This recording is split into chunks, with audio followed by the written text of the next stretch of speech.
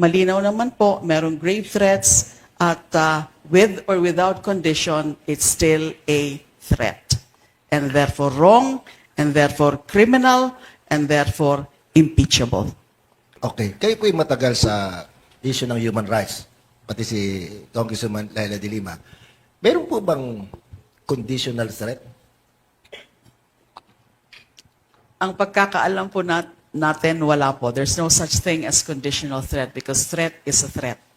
Kapag manakot ang isang tao against another one, o kaya against the members of his family, and yung pananakot na yun is something that is amounting to crime.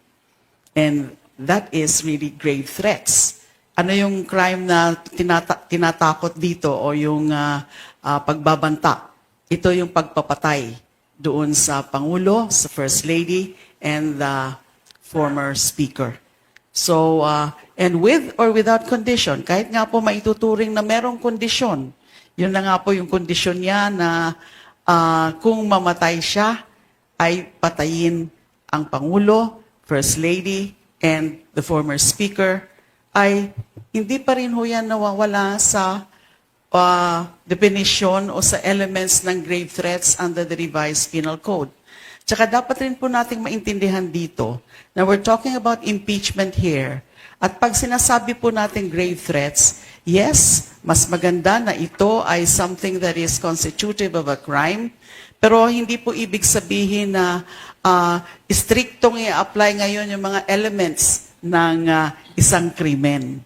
Kasi pwedeng ang isang bagay, ang isang act, ang isang conduct ay hindi siya per se or strictly a criminal offense, pero maipapasok na impeachable offense sa ilalim ng betrayal, sa konsepto ng betrayal of public trust. Pero dito po, malinaw naman po, merong grave threats at with or without condition, it's still a threat.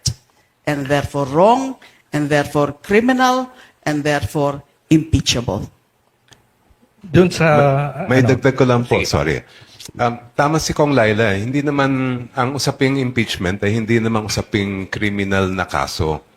Ang pinag-uusapan, ang pinakapuso ng isang impeachment case ay yung katampatan ng naglilingkod o yung fitness ng isang public servant na maglingkod sa kanyang posisyon. Pagdating sa impeachment, syempre, ang pinag-uusapan natin ay yung pinakamatataas na mga posisyon sa ating pamahalaan.